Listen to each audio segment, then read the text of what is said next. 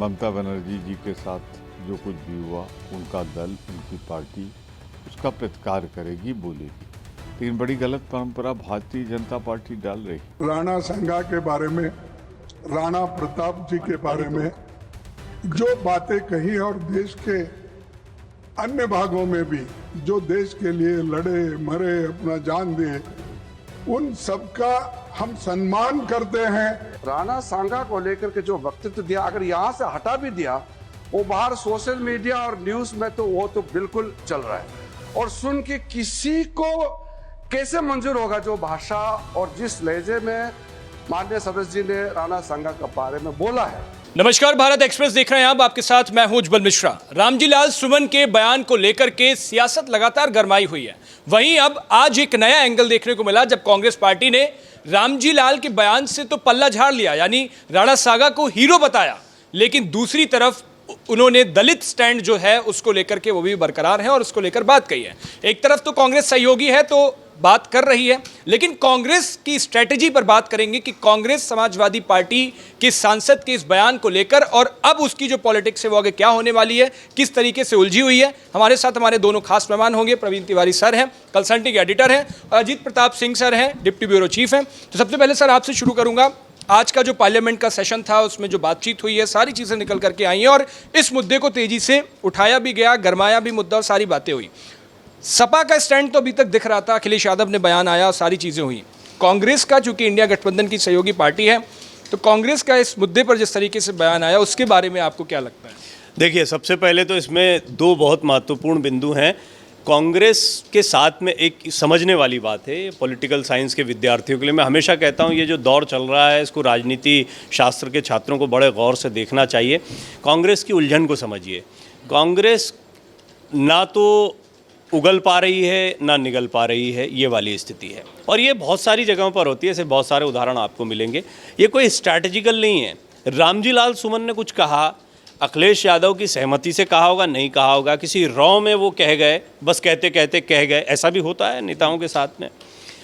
ये सब एक अलग बिंदु है, लेकिन उसके बाद में जिस तरीके से लीपापोती होती है इस पर, पहले तो अखिलेश यादव या कोई भी आप अन्य किसी भी नेता को ले लीजिए रामजी लाल सुमन के अलावा, कल जैसे समाजवादी पार्टी प्रवक्ता भी मेरे साथ थे, उनसे भी जब मैं इस पर सवाल कर रहा था तो वो भी खुलकर इसका समर्थन नहीं कर पा रहे थे। यहाँ पर बात इतिहास की नहीं है। यहाँ मैंने कल भी आपको कहा था, ना बात इब्राहिम लोदी, बाबर, राणा सांगा, ये सारे समीकरण की। यहाँ पर बात है गद्दार शब्द की। ये कैसे कह दिया? ये कोई इतिहासकार के कहने का तरीका होता है, किसी पॉलिटिशियन के कहने का तरीका होता है? इतिहास के रहे होंगे, कुछ बिंदु रहे होंगे, लेकिन आप शब्द क्या इस्तेमाल कर रहे हैं? कांग्रेस, मल्लिकार्जुन खड़गे या कोई भी अन्य नेता जो जिसने राजनीति में गहरा अनुभव रखा है, वो इस बात को जानता है कि इन शब्दों को आप किसी भी हाल में बैक कर ही नहीं सकते। इसीलिए पहले तो अपना स्टैंड क्लियर कर दिया। मल्लिकार्जुन खड़गे ने आज कह दिया कि आपत्तिजनक है, हम इसका समर्थन नहीं करते हैं, लेकिन साथ ही साथ हम ये भी समर्थन नहीं करते हैं कि किसी दलित के घर पर जाकर हमला किया जाए।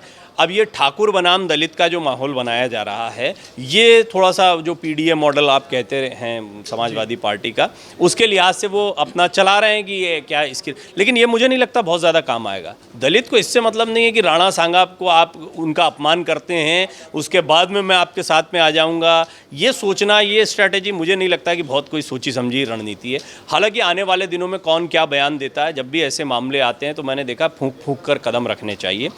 एक बयान तो ठीक होता है, लेकिन बयान की लीपापोती करते हुए जो अन्य बयान आते हैं वो कई बार मुसीबत का सबब होते हैं। किरण रिजिजू ने आज बहुत स्पष्ट कर दिया कि हम ऐसे महानुभाव जिनको हमारे यहाँ पर बहुत सम्मान प्राप्त है, किसी भी जाति के लोगों द्वारा किसी को अगर पूजित किया जाता है तो उसका अपमान करना घोर निंदनीय है। ये बात उन्होंने रखी। देखिए, बीजेपी भी अपना संभल कर चल रही है। बीजेपी इस चक्कर में बहुत नहीं पड़ रही, आप देखिएगा। करणी सेना जो है, उनके अध्यक्ष से हमारी बातचीत, देवनाथ ने बहुत एक्सक्लूसिव बातचीत करी है और उन्होंने कई बातें अपनी कही हैं, उनकी स्ट्रैटेजी क्या है। उन्होंने ये कहा कि लोकतांत्रिक तरीके से हम इन चीज़ों को आगे बढ़ाएंगे। हम हिंसा की, जब उनसे बात बार बार पूछी जा रही थी, वो कहते हैं हिंसा नहीं की गई है, हिंसा नहीं करेंगे। हर एक को आप देखिए कहीं ना कहीं एक ऐसी जगह पर सेट है कि जहाँ से हिलना बड़ा मुश्किल हो जाता है जी। इसमें सियासी तौर पर समझने वाले दो तीन बिंदु हैं। सबसे पहले तो आज जो स्थिति बन गई है उसमें अखिलेश यादव का स्टैंड। अखिलेश यादव का स्टैंड है, भाई इस मुद्दे को जस का तस चलने दो, इसमें हम दलित बनाम सवर्ण जो है उसकी राजनीति करते रहेंगे। ये कर रहे हैं अखिलेश यादव। कांग्रेस को समझ में आ गया हमारा क्या फ़ायदा है इससे। हाँ, समाजवादी पार्टी के साथ में 2027 का चुनाव सामने आ गया है। हर बयान राजनीतिक बयान के तौर पर, इलेक्शन के तौर पर देखा जा रहा है। ऐसी स्थिति में हम ना तो साथ छोड़ सकते हैं और ना ही इस तरह के बयान पे खड़े हो सकते हैं साथ में, क्योंकि आइडियोलॉजिकली देखिए आप ये कि दलित साथ में आ जाएं के चक्कर में आप किसी का भी अपमान अगर करते हैं इस देश में, तो वो आपकी राजनीति के लिए, आपके राजनीतिक कद के लिए भी अच्छा नहीं है। और क्या दलित, क्या ठाकुर, क्या कोई भी अन्य जाति का व्यक्ति कोई भी पसंद नहीं करता। अल्टीमेटली हम सब ह्यूमन बीइंग हैं। साइकोलॉजिकली हम इस बात को जानते हैं कि पॉलिटिशियन अनर्गल बातें कर रहे हैं, बेवजह की बात कर रहे हैं, इसकी कोई आवश्यकता नहीं थी। ना तो इससे देश का हित है, ना किसी जाति का हित है। इस सब के बावजूद अगर राजनेता कुछ ऐसा कहता है और अड़ा हुआ है तो वो उसका पर्सनल ईगो हो सकता है। और फिर बाद में जो बयानबाजी होती है, जो कई लोग एक्टिवेट होते हैं उसमें और गुस्सा होते हैं, नाराज़गी होते हैं, वो स्वाभाविक भी है, होनी नहीं चाहिए लेकिन स्वाभाविक है। ऐसा कुणाल कामरा के मामले में हुआ, इस मामले में हुआ था। कांग्रेस का कन्फ्यूजन इससे बहुत स्पष्ट हो जाता है कि वो ना तो इस तरफ जा पा रहे हैं, ना इस तरफ रुक पा रहे हैं। हाँ, वो इस संभावना को ज़रूर देख रहे हैं कि हो सकता है आने वाले समय में दलित वाला मुद्दा ज़्यादा बड़ा हो जाए, तो वो इसको भी बैक करते रहना चाहते, क्योंकि उनका एजेंडा भी तो यही है ना। जाति वाली राजनीति तो उनको भी मुफीद बैठती है। वो बिहार हो चाहे उत्तर प्रदेश हो, दोनों ही चुनाव में उनके लिए बड़ी महत्वपूर्ण रहने वाली है। तो कुल मिलाकर इसमें मुझे तो एक चीज़ ये समझ में आती है कि कांग्रेस जो है वो एक तरीके से बैक कर गई इस मामले से, लेकिन अखिलेश की चुप्पी के भी गहरे मायने हैं। अखिलेश यादव इस बात को जानते हैं कि कोई भी ना तो इस पर कोई विरोध कर रहा है, ना कोई समर्थन कर रहा है, लेकिन ये मुद्दा धीरे धीरे अगर सुलझाया जाए तो शायद आने वाले दिनों में फ़ायदा दे सकता है। अब कितना देगा नहीं देगा ये तो आने वाले दिनों में पता लगेगा। बिल्कुल। अजीत सर, अभी जैसे प्रवीण सर ने बताया कि स्थिति मतलब अब ये हो गई है आगे कुआं पीछे खाई कांग्रेस के लिए। उत्तर प्रदेश और उससे पहले बिहार में चुनाव है और हम जानते हैं कि ये दोनों ही जगह ऐसी हैं जहां हिंदी बेल्ट में जातिगत आधारित चुनाव, पूरा कास्ट मैकेनिज्म, कास्ट पॉलिटिक्स बहुत हद तक काम करती है। कांग्रेस का जिस तरीके से सर ने बताया कि स्टैंड ये है कि वो ना बहुत तेजी से पकड़ना चाहती है और ना पूरा छोड़ना चाहती है, और उन्होंने बात भी बोल दी। आपको क्या लगता है कांग्रेस की जो स्ट्रैटेजी है जिसको लेकर काम कर रही है, या इस पर जो उनकी बात है वो किस तरीके से? देखिए, उत्तर प्रदेश में और बिहार में जहाँ तक बात करें तो निश्चित तौर पर जाति जो मुद्दा है ये काफ़ी चुनाव में हावी रहा करता था 2014 से पहले। लेकिन 2014 का लोकसभा चुनाव के बाद जो रिजल्ट आया, ऐसा लगा कि जाति का बहुत ज़्यादा असर नहीं हुआ। 2017 का विधानसभा चुनाव हुआ उत्तर प्रदेश में, जिसमें योगी को मुख्यमंत्री बनाया गया। उस चुनाव में भी ऐसा लगा कि जाति ने अपना रोल नहीं निभाया चुनाव में। 2019 का लोकसभा चुनाव उत्तर प्रदेश में ऐसा नहीं लगा कि जाति, क्योंकि समाजवादी पार्टी और बहुजन समाजवादी पार्टी एक साथ चुनाव लड़े, बावजूद इसके सिर्फ 15 सीटें आई उनकी, 65 सीटें बीजेपी जीती। उसमें भी ऐसा नहीं लगा कि जाति बहुत ज़्यादा कोई मुद्दा रहा चुनाव में। 2022 का विधानसभा चुनाव, वहाँ पर भी हम देखते हैं कि जिस तरह से बीजेपी ने 260 सीटें और सहयोगियों के साथ 275-80 तक गई, तो वहाँ भी ऐसा नहीं लगा कि जातियाँ काफ़ी असर दिखा पाई चुनाव में। लेकिन अब जिस तरह से पिछले साल चुनाव हुआ 2024 में, और जिस तरह अखिलेश यादव ने पीडीए खड़ा किया, पीडीए के तहत चुनाव लड़ा और जितनी सफलता हासिल की, यानी आधे से ज़्यादा सीटें समाजवादी पार्टी और कांग्रेस ने, सहयोगियों ने जीती। अब उनको लगता है कि जाति उनका कुछ फ़ायदा करा सकती है आगे वाले चुनाव में, 2027 में, या इस साल अभी विधानसभा के चुनाव है बिहार में। कांग्रेस के लिए ये भी देखना ज़रूरी है, क्योंकि कांग्रेस सहयोगी रही है आरजेडी की। समाजवादी पार्टी भले ही बिहार में नहीं है, लेकिन असर पड़ेगा। तो ये रणनीति सोची समझी है, और सोची समझी रणनीति के तहत बयान दिलवाया गया है। और उसके बाद जिस तरह से रहस्यमयी चुप्पी है, लेकिन कांग्रेस समझ गई कि हो सकता है ये बैकफायर न कर जाए, इसलिए उन्होंने बयान से अपने आप को अलग किया। लेकिन ये मुद्दा बरकरार रखा कि नहीं, किसी दलित सांसद के घर पर हमले इस तरह से करना, ये गुंडागर्दी है, ये बर्दाश्त नहीं किया जाएगा। लेकिन जो बयान था उसे मर्यादित बताया, बोला ये किसी पर्टिकुलर समाज की जो भावना है, ठाकुर भी नाराज ना हो और ये भी नाराज ना हो। ठीक है, मैं आऊँगा एक बार सर आपके पास। प्रवीण सर, आपने एक बड़ी इंपॉर्टेंट बात अभी कही कि बीजेपी इस मुद्दे को बहुत तेजी से ग्रैब नहीं कर रही। मतलब आईटी सेल तो उसकी काम कर रही है, लेकिन जो टॉप लीडरशिप है उसकी तरफ से कोई इस बयान को लेकर के कोई बड़ा इंपैक्ट देखने को मिल नहीं रहा है। बीजेपी की ये क्या स्ट्रैटेजी हो सकती है, क्यों ऐसा हो रहा है? नहीं, बीजेपी नहीं, कोई भी नहीं बोल रहा है इस पर। खुद अखिलेश यादव तक कहाँ बोले हैं?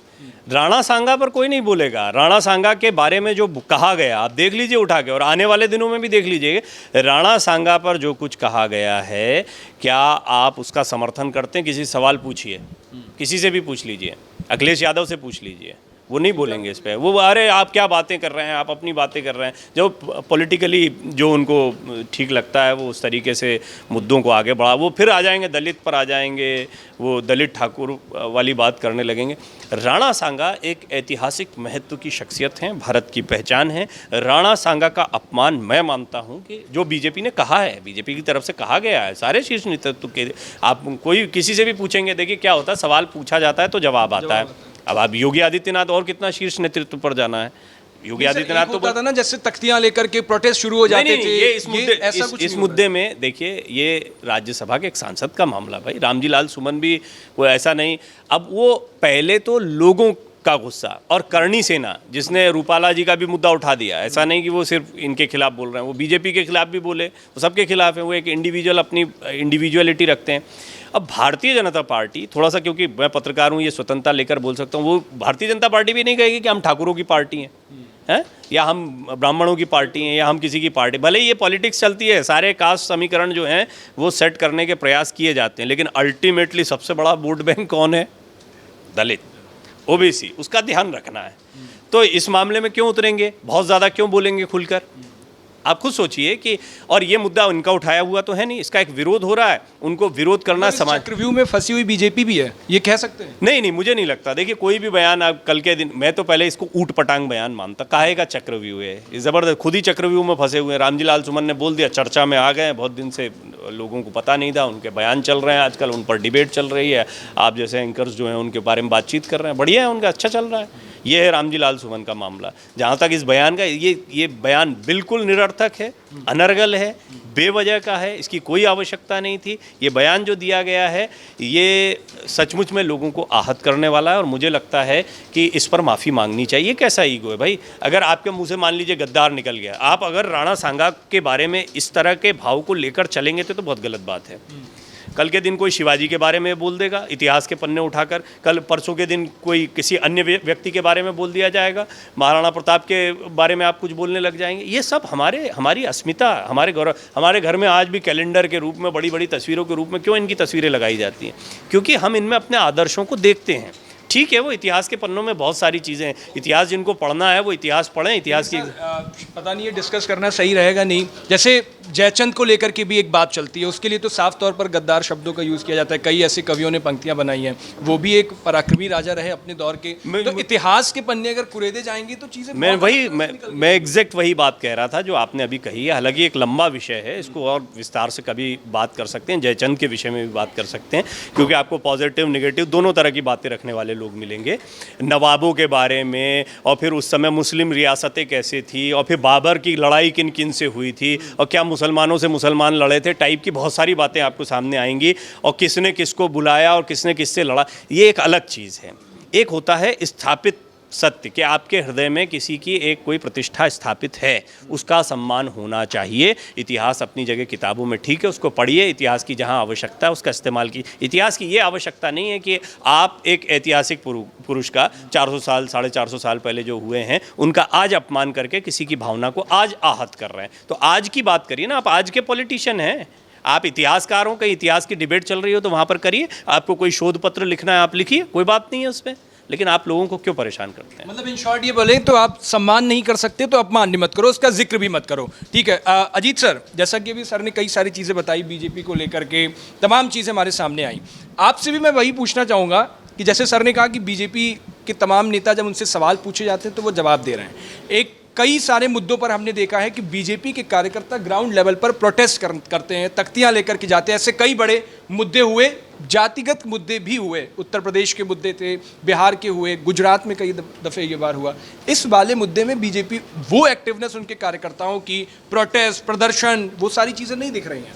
एक्चुअली जब से दलित सांसद बना के पेश किया गया रामजी लाल सुमन को, तो बीजेपी भी नहीं चाहती कि बहुत ज़्यादा इसमें कूदे, क्योंकि अगर वो एंगल आया कि नहीं वास्तव में वो दलित हैं रामजी लाल सुमन और उनके घर पर करणी सेना ने हमला भी किया, जिसको कतई जायज़ नहीं ठहराया जा सकता, तो वो एक ऐसा सेंसिटिव मुद्दा है, तो उसको बचाकर बीजेपी चल रही। बीजेपी नहीं चाहती कि वो लोगों को ऐसा मतलब मैसेज जाए कि नहीं रामजी लाल दलित हैं इसलिए वहाँ पे हमला हुआ। तो मतलब जाति तो मैटर करती है ना सर, अभी आप कह रहे थे दोनों जाति पिछले कई चुनाव में मैटर नहीं की। नहीं, रिजल्ट से तो यही लगा कि नो मैटर, लेकिन 2024 के लोकसभा चुनाव में तो पूरा पीडीए उनका जीता और तो मतलब काफ़ी करती कुछ है, ये कह सकते हैं। बिल्कुल कहीं करती है कहीं नहीं करती है। पहले बहुत करती थी, लेकिन हाल के चुनाव में ऐसा लगा जिस तरह के रिजल्ट आए, नतीजे आए कि जाति बहुत ज़्यादा इफेक्टिव नहीं हुआ।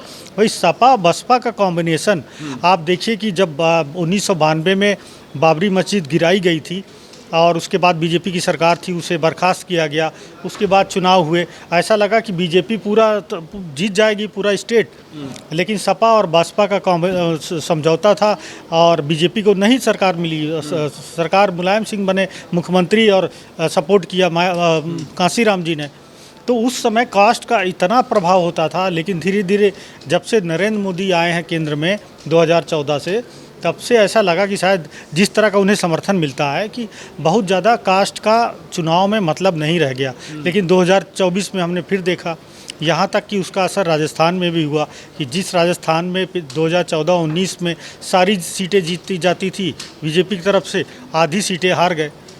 तो कभी रहता है कभी नहीं रहता है, लेकिन अब ऐसा लग रहा है अखिलेश यादव को कि शायद अब जाति जो समीकरण है उसको अगर सुधारा जाए तो 2027 में उनकी सरकार बन सकती है।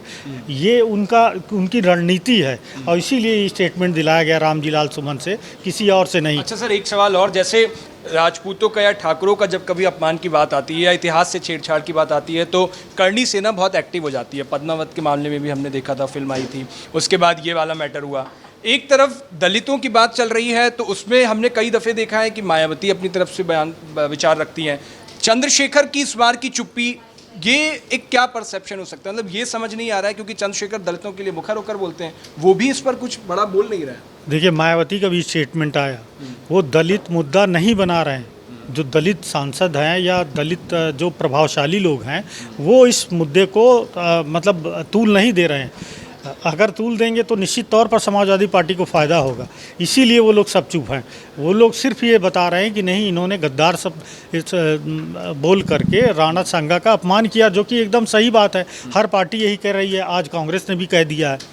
लेकिन जब से हमला हुआ करणी सेना का, चूँकि करणी सेना तो ठाकुरों की है ही है, वो बनी ही इसलिए है कि एक पर्टिकुलर कास्ट का जो इंटरेस्ट होता है उसको सर्व करना है, लेकिन वो हमेशा करते रहे हैं। उसमें मर्डर भी हुआ है, पिछले साल हमने देखा कि जो अध्यक्ष थे राजस्थान में, जयपुर में, उनका मर्डर किया गया। तो वो एक ऐसी सेना है जो अपने इंटरेस्ट के हिसाब से चलती है। चूँकि बात जो है ठाकुरों के स्वाभिमान की थी, तो इसलिए उन्होंने रामजी लाल सुमन के घर पर हमला किया और जैसे ही हमला हुआ तैसे दलित बनाम करणी सेना कर दिया गया, दलित बनाम ठाकुर कर दिया गया। चूँकि उत्तर प्रदेश में समाजवादी कहते रहते हैं कि योगी आदित्यनाथ, जो कि महंत हैं हालांकि, कि नहीं वो ठाकुर हैं और ठाकुरों का यहाँ पे वर्चस्व हो गया, उनको फ़ायदा पहुँच रहा है। तो वो जो डाइवर्ट करना चाहते हैं ठाकुर वर्सेस दलित, इसका फ़ायदा मिलेगा नहीं मिलेगा वो अलग बात है, लेकिन उनकी सोची समझी राजनीति है ये। बिल्कुल सोची समझी राजनीति है। और कांग्रेस का जिस तरीके से आज के पार्लियामेंट में स्टैंड है राणा सांगा विवाद को लेकर के और समाजवादी पार्टी के सांसद को लेकर के, उस पर आपकी क्या राय है? आप क्या सोचते हैं? क्या कांग्रेस की अपनी कोई स्ट्रैटेजी है जिससे वो फॉलो करना चाहती है आगामी चुनावों के लिए? अपनी राय हमें कमेंट बॉक्स में जरूर बताइएगा। देश और दुनिया की बाकी तमाम खबरों के लिए देखते रहिए भारत एक्सप्रेस।